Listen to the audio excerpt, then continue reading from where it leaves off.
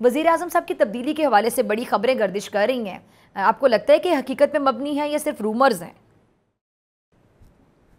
देखिए, इस तरह की खबरें आती रहती हैं। कभी सदर की तब्दीली की खबर आती है, कभी किसी और की तब्दीली की खबर आती है। मेरा ख्याल है, जाहिर है, किसी को आप क्या साराई करने से रोक तो नहीं सकते। लेकिन उस जर्नलिस्ट का या जो इस तरह की खबरें देता है, अगर वो खबर दुरुस्त साबित ना हो ठीक। तो उसकी अपनी साख मुतासर होती है।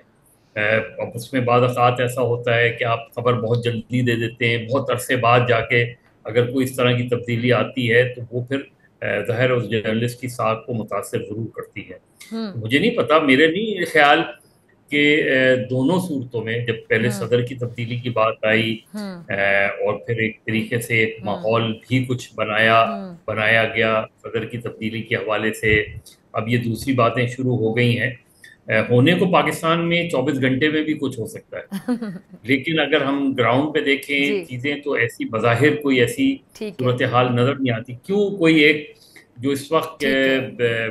इस्टेब्लिशमेंट और हुकूमत के दरमियान एक हम आहंगी नज़र आ रही है, ठीक है। उसको सामने रखते हुए क्यों कोई भी फरीक जो है ये चाहेगा ठीक है जी। कि कोई ना कोई तब्दीली आ जाए। अच्छा मज़र इसलिए साहब, कि ठीक है। कभी ठीक है जी। ये बोले।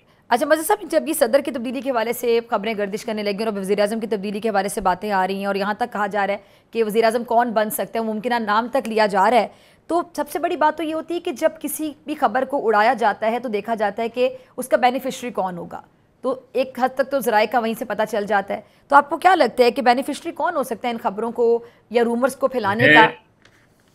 मैं उस खबर की अभी तस्दीक पर ही नहीं आया, तो मैं ये कैसे कहूँ कि कौन बेनिफिशियरी हो सकता है। ठीक।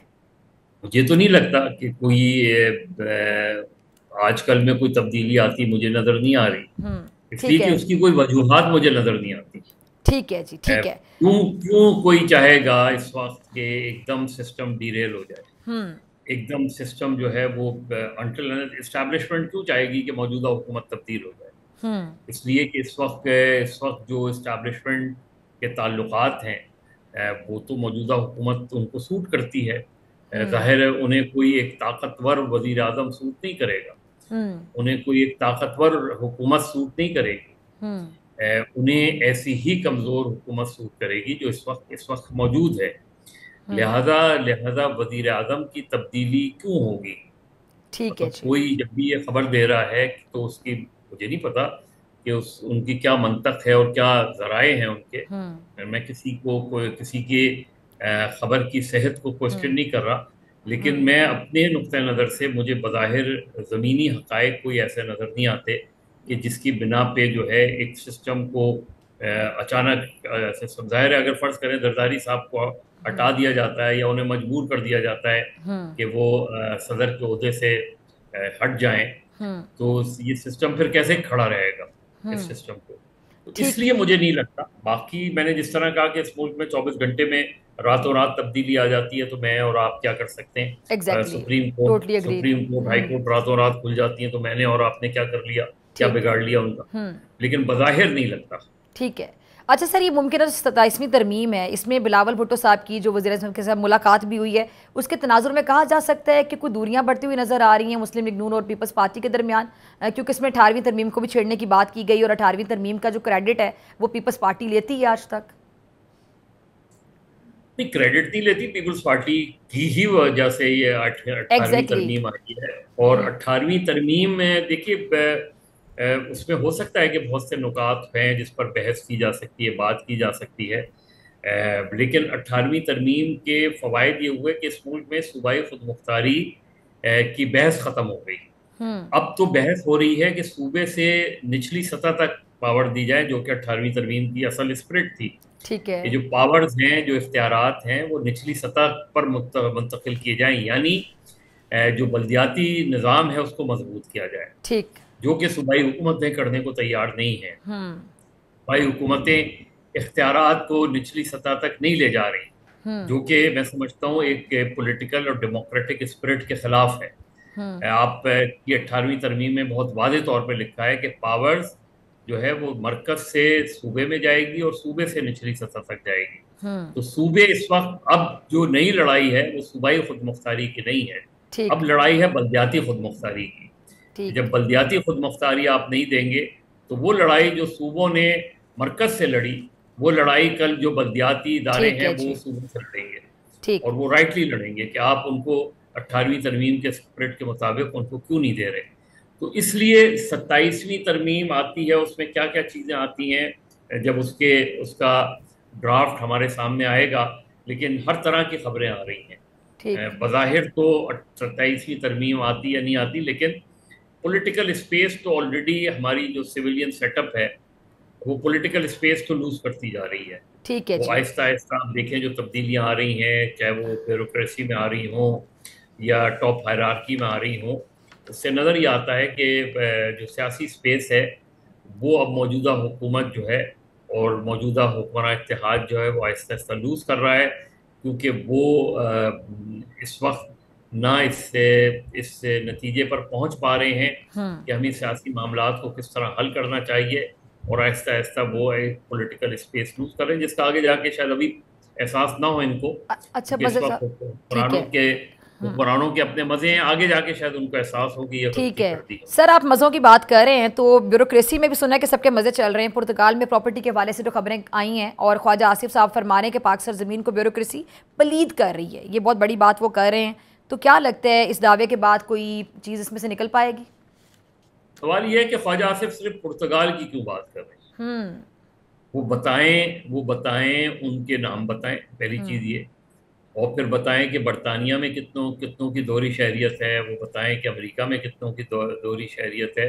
इसमें तो कोई दो राय नहीं है कि पाकिस्तान की पॉलिटिकल क्लास, पाकिस्तान की एलीट क्लास, जिसमें सिविलियन और नॉन सिविलियन शायद दोनों हम्म। ही शामिल हों, पाकिस्तान की ब्यूरोक्रेटिक क्लास, इन इन सब की ज़्यादातर लोगों की दोहरी शहरियत है। इसीलिए तो मुल्क आगे नहीं बढ़ रहा। हम्म। इसलिए कि आपका इंटरेस्ट ही मुल्क से ख़त्म हो जाता है जब आपको पता हो कि मेरी रिहाई जो है अल्टीमेटली, मेरी आखिरी क़यामगाह जो है वो बरतानिया में होगी या पुर्तगाल में होगी या अमेरिका में होगी या स्पेन में होगी या स्विट्ज़रलैंड में होगी।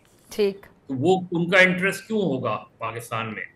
तो इसलिए इसलिए जो है ख्वाजा आसिफ सबसे पहले तो नाम बताएं हम्म। उन अफसरान की जिनको वो समझते हैं कि वो हैं।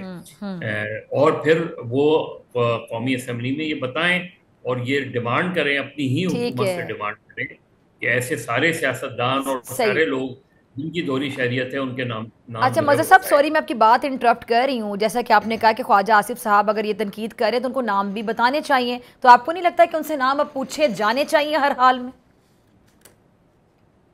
पूछे जाने चाहिए, जाहिर है ऑपोजिशन जो है उसको ही सवाल उठाना चाहिए, उनके इत्तेहादियों को सवाल उठाना चाहिए।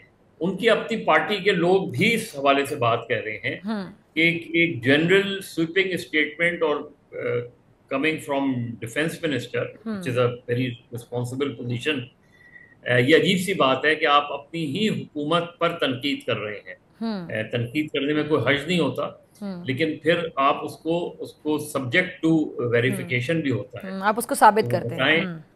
वो बताएं कि कौन कौन सी, क्योंकि उसमें एक सवाल ये भी हो रहा है ना कि कुछ ब्यूरोक्रेट्स के साथ इनके ज़ाती मामलात भी हो सकते हैं इनकी, क्योंकि इसीलिए उन्होंने सिर्फ पुर्तगाल का नाम क्यों लिया, उन्होंने किसी और मुल्क का नाम क्यों लिया, क्योंकि वो तो दुनिया भर में माशाल्लाह हमारे यहाँ तो इतना ज़्यादा ब्यूरोक्रेसी ने खाया पिया है कि सबकी दौलतें और वो जो है वो बड़ी तादाद में उधर मौजूद हैं इन ममालिक में। तो सिर्फ पुर्तगाल का नाम उन्होंने क्यों लिया। सही है। ठीक है जी। अच्छा सर, ये पीटीआई ने जो 14 को एहतजाज का फैसला किया है, तो 5 अगस्त को तो कुछ भी नहीं निकला एहतजाज में से। 14 अगस्त के दिन का इंतखाब क्यों किया गया? शेर अफजल मरवत साहब अक्सर बड़ी मज़ा से भरपूर बातें कर जाते हैं, तो परसों मेरे प्रोग्राम में मौजूद थे। उन्होंने कहा है कि 14 अगस्त का इंतखाब इसलिए किया गया क्योंकि 14 अगस्त को वैसे ही कौम बाहर निकली होती है, तो पीटीआई वाले क्रेडिट ले जाएंगे, जो कौम बाहर निकली हुई थी ये एहतजाज के लिए पीटीआई वाले बाहर निकले हुए थे। देखिए, पहली बार नहीं है कि किसी सियासी जमात या सियासी इत्तेहाद ने 14 अगस्त का इंतखाब किया है। इससे पहले जो इस वक्त जो पीपल्स पार्टी है उसने जब एमआरडी की तहरीक चलाई थी 1983 में, तो वो भी 14 अगस्त के दिन से ही शुरू की थी और वो मज़ार कायद से शुरू हुई थी। बाकी रह गई पाकिस्तान तहरीक इंसाफ। ये बात ज़रूर है कि पाकिस्तान तहरीक इंसाफ उस तरह की तहरीक अब तक नहीं चला पा रही जिसे कहते हैं हम, जो जिस तरह तहरीक होती है हुकूमतों के ख़िलाफ़, हुकूमतों को तब्दील करने के हवाले से या अपने मुतालबात मनवाने के हवाले से जितनी इफेक्टिव मूवमेंट हो सकती है उतनी इफेक्टिव मूवमेंट अब तक हमें होती नजर नहीं आ रही। ठीक। 5 अगस्त को हाँ लोग निकले, उन्होंने कुछ जगहों पे जलसे जुलूस किए, उसमें रैलीज निकाली, लेकिन उसके बाद अब 5 अगस्त से 14 अगस्त तक का गैप आ गया। अब 14 अगस्त के बाद क्या, कौन सा दिन मुकर्रर, तो इस तरह मेरा ख्याल है तहरीक चलती नहीं। इसको एहतजाज का एक दिन तो कह सकते हैं, लेकिन तहरीक जो होती है वो तहरीक एक बिल्कुल एक ठीक है कांस्टेंट जी। और कंसिस्टेंसी का नाम सही होती है, जो कि सही। अब तक बहरहाल नजर नहीं आई। ठीक है।